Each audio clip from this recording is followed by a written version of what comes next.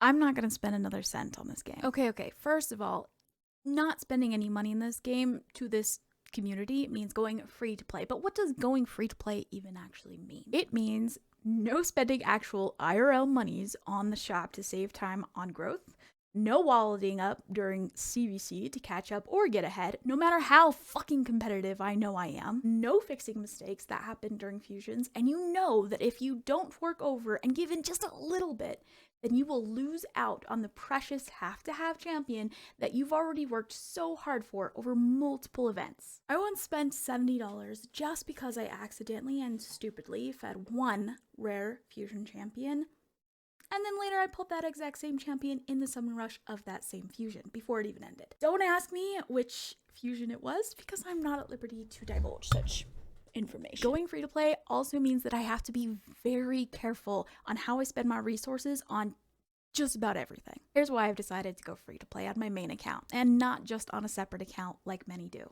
Number one, the amount spent just doesn't feel worth it long term. And number two, spending $1 validates a product. Spending your dollar validates the product. Now, I'm not saying that Raid Shadow Legends is not a game worth playing. I'm just as addicted as the rest of the hardcore community. I genuinely enjoy playing this game. When I refer to product, I'm actually talking about the store packages. I'm gonna say it pretty straight up. They're ridiculous. But then so are a lot of mobile games, and Raid Shadow Legends is, in fact, partially a mobile game that is fused into the PC world. At the end of the day, what happened for me was a realization moment that really had me wondering why I ever spent the amount that I did in the first place. After being forced to face cruel reality while reviewing over my spending in 2022 for tax reasons, I saw the total amount I spent on Raid, and while it likely isn't a number that comes close to any krakens, whales, or even big to medium-sized fish in the gambling community, it was still enough for me to reflect on, personally. I looked at the number and asked, 1, am I okay with this number? And while I have indeed spent worse on other games before, I then asked myself a second question. 2, was it worth it? Let me once again be perfectly clear in saying that I am okay in spending money on video games. In fact, I'm a big believer that we all work our butts off in this rat race of a world, and spending money in places that make you happy is 100% okay in my book. I mean, maybe make sure you don't screw over your family or significant others in the process, but hey, I'm only here to self-reflect. You can decide that shit for yourself. If spending my dollar validates to the creator of this game that I agree with, or at the very least am okay with, what I am getting in return, then my dollar stops here, my friends. At least for the foreseeable future. So, if I'm not going to spend on this game, then let's face it, I have some challenges ahead of me. It's no secret that spending money on this and most pay-to-win games frees up time and essentially has incredible potential to make the game quite a bit easier. While free-to-play players can still enjoy the game, they face some challenges that P2P, or pay-to-play, players do not. Some of these challenges include limited resources, pretty obvious one, I know, but free-to-play players have limited resources such as energy, gems, silver, and even champions if you really think about it. They have to carefully manage these resources to progress in the game.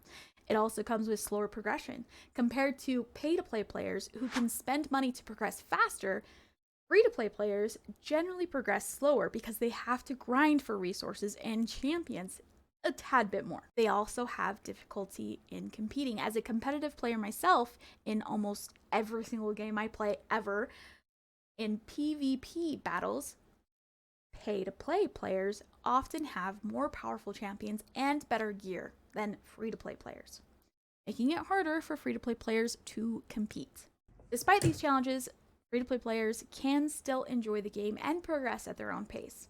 With careful resource management and strategic gameplay, blah blah blah, they can overcome these challenges and achieve success in the game, which is what I plan to do.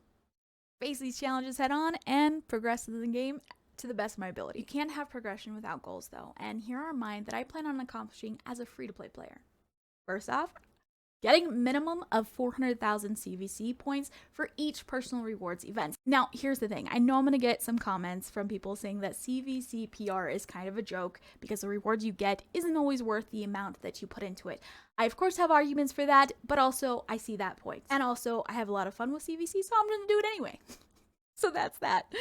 Another goal of mine is to complete every single fusion, regardless of their perceived value. I'm a Pokemon player at heart. I want to catch them all, damn it. I also want to complete my basic milestones that every other player tries to do, including getting my Lydia, which I still have not done, get top chests in Hydra Nightmare, still struggling with freaking Hydra, complete Doom Tower on hard with any rotation that is currently available, and be able to one key clan boss on Ultimate Nightmare. And then, of course, pull an Acrizia, because who doesn't freaking want an Acrizia? If you're a free-to-play player, I would love to hear what you're currently working on for yourself.